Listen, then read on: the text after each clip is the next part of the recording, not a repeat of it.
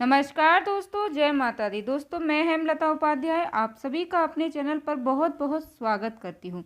दोस्तों, मैं बात करने वाली हूँ गुप्त नवरात्रि में। गुप्त नवरात्रि में भूलकर ऐसे कौन से कार्य हैं जो नहीं करने चाहिए और ऐसे कौन से कार्य हैं जो हमें करना चाहिए।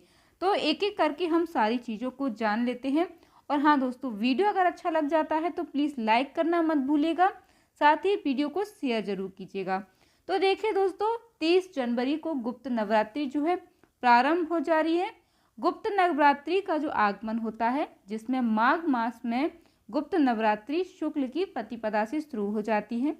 और शास्त्रों के अनुसार गुप्त नवरात्रि कोई भी ऐसा कार्य नहीं करना चाहिए दोस्तों जिससे साधना में बाधा उत्पन्न हो, या फिर देखिए तामसिक वस्तुओं का सेवन हो गया, पूर्ण रूप से यह वर्जित माना जाता है।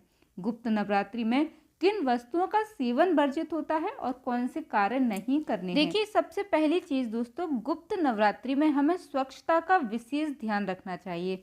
स्वच्छ मन होना चाहिए। शुद्धता से इनको जो भी हम कार्य करते हैं उसके लिए हमारा मन बहुत ही शुद्ध होना चाहिए।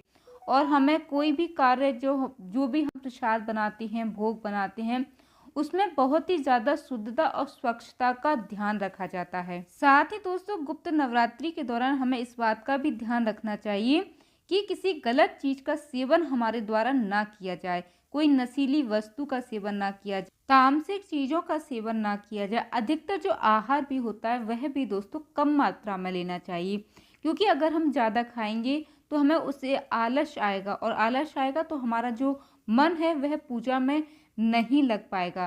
तो इसलिए कम मात्रा में आहार लेना चाहिए। अब अगली चीज है दोस्तों कि जिस स्थान पर आप पूजा कर रहे हैं, साधना कर रहे हैं, वह ऐसा स्थान चुनिए जहां पर कोई आपको बाधा ना पहुंचाए, और किसी ऐसे व्यक्ति से संपर्क में ना रहिए जो वाद विवाद में हो, क्योंकि अगर आप उसके वाद विवाद में पड़ गए तो मानसिक रूप से आपका जो दिमाग है वह काम करना बंद कर देगा। आपका मन जो है पूजा में नहीं लगेगा। तो इस बीच इन सब बातों से दूरी बनाकर रखना चाहिए। गुप्त नवरात्रि में 6 गुणों का विशेष कर त्याग करना चाहिए। निद्रा, तंद्रा, भय, क्रोध, आलस्य, दरिद्रता, शत्रुता, इस प्रकार के 6 गुणों का जो है त्याग करना चाहिए। अब देखिए दोस्तों, यदि आप चाहते हैं कि देवी की विशेष कृपा आपको मिले तो इसके लिए सरल तरीका क्या है। तो देखिए, सामान्य तरीका यह है पूजा करने का। तो देखिए, 9 दिनों के लिए आप कलश की स्थापना कर सकते हैं। आप चाहे तो घर में 9 दिनों के लिए कलश स्थापित कर सुबह शाम दोनों टाइम मंत्र का जप कर सकते हैं। सप्तशती का पाठ कर सकते हैं, दुर्गा सप्तशती का, दुर्गा चालीसा का पाठ कर सकते हैं। और दोनों समय आपको आरती करना है, दोनों समय आपको माँ को भोग लगाना है, और उस भोग को जो है प्रसाद के रूप में ग्रहण किया जाता है।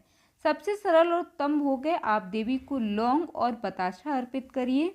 अगली चीज है कि आप जब पूजा करेंगे तो आप माता रानी को जो है लाल फूल जरूर अर्पित कीजिएगा। लाल फूल बहुत ही ज्यादा शुभ होता है। साथ ही दोस्तों, पूजा करते समय आपको इस बात का भी ध्यान रखना होगा कि माँ को आक, मदार, दूब और तुलसी ना चढ़ाएं। इस बात का विशेष कर भूल से भी यह गलती आपको नहीं करनी है। अब अगली चीज है दोस्तों, क्या गुप्त नवरात्रि में व्रत रखना अनिवार्य है या नहीं। तो देखिए, अगर आप का सामर्थ्य है, आप व्रत रख सकते हैं तो रखिए, अगर नहीं रख पाते हैं तो मत रखिए। लेकिन इस बात का ध्यान रखिए कि आप अपने आहार को शुद्ध रखिएगा।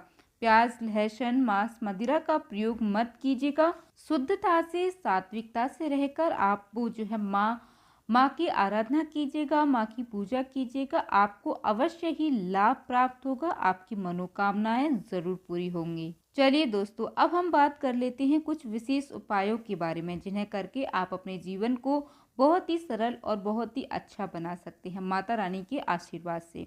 करना क्या है, अब देखिए दोस्तों, आप अगर शीघ्र ही रोजगार चाहते हैं, आप शीघ्र ही नौकरी चाहते हैं, आपका व्यापार जल्दी शुरू हो जाए, तो उसके लिए आज आपको क्या कर लेना है।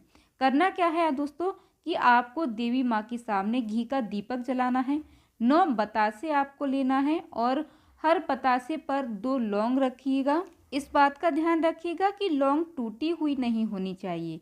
अब सारे बतासे एक एक करके, एक बतासे पर 2 लौंग रखा, इस तरह से करके आप 9 बार वो बतासे देवी को माँ को अर्पित कीजिएगा। यह उपाय दोस्तों आप गुप्त नवरात्रि के किसी भी रात को कर सकते हैं। किसी भी रात के समय 11 बजे से 1 बजे के बीच में स्नान करके या हाथ पैर धो करके वस्त्र बदल करके शुद्ध होकर के आप यह प्रयोग कर सकते हैं। अब अगले दिन आपको क्या करना है कि अगले दिन सुबह इन बतासे को लौंग को प्रसाद के रूप में आपको ग्रहण कर लेना है। लौंग आप रख लीजिएगा संभाल करके, खाते रहिएगा। बतासे जो है प्रसाद भी आप खा लीजिएगा और दूसरों को बांट भी दीजिएगा। अगर दोस्तों इस उपाय को आप गुप्त नवरात्रि की किसी भी रात को कर लेते हैं तो रोजगार से संबंधी आपकी जो बाधा है वह निश्चित ही रूप से दूर हो जाएगी। चलिए दोस्तों, अब हम जान लेते हैं कि अगला उपाय आपको क्या कर लेना है। तो देखिए, यदि आपके शादी के योग नहीं बन रहे हैं, शीघ्र ही शादी के योग नहीं बन पा रहे हैं, तो जल्दी शादी के योग के लिए, शीघ्र विवाह के लिए आपको गुप्त नवरात्रि में क्या कर लेना है। गुप्त नवरात्रि में पूरे 9 दिन सुबह, शाम या रात के समय माता जी के सामने, माँ देवी के सामने, माँ दुर्गा के सामने एक घी का दीपक आपको जलाना है। इसके बाद उनको रोज लाल फूलों की माला आपको अर्पित करनी है। गुलाब के फूलों की माला हो या गुड़हल के फूलों की माला हो, वह आपको जो है गुप्त नवरात्रि के 9 दिनों तक माँ को अर्पित करनी है और शीघ्र विवाह की प्रार्थना करनी है। यह काम कर लेना है।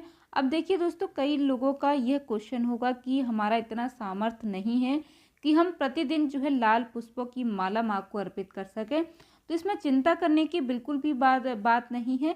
आप मानसिक रूप से भी माला अर्पित कर सकते हैं। यह महा उपाय दोस्तों आपको गुप्त नवरात्रि में हर रात को करिएगा 11 बजे से 1 बजे के बीच में। अगर आपको लाल फूल की माला रोज नहीं मिल पा रही है तो केवल लाल फूल अर्पित करके भी आप प्रार्थना कर सकते हैं। उम्मीद करती हूँ दोस्तों कि गुप्त नवरात्रि से जुड़ी यह जानकारियाँ आपको पसंद आई होगी। वीडियो अच्छा लगा हो तो वीडियो को लाइक ज़रूर कीजिएगा। साथ ही हमारे साथ जुड़े रहने के लिए चैनल को सब्सक्राइब कर लीजिएगा। जय माता दी दोस्तों, धन्यवाद।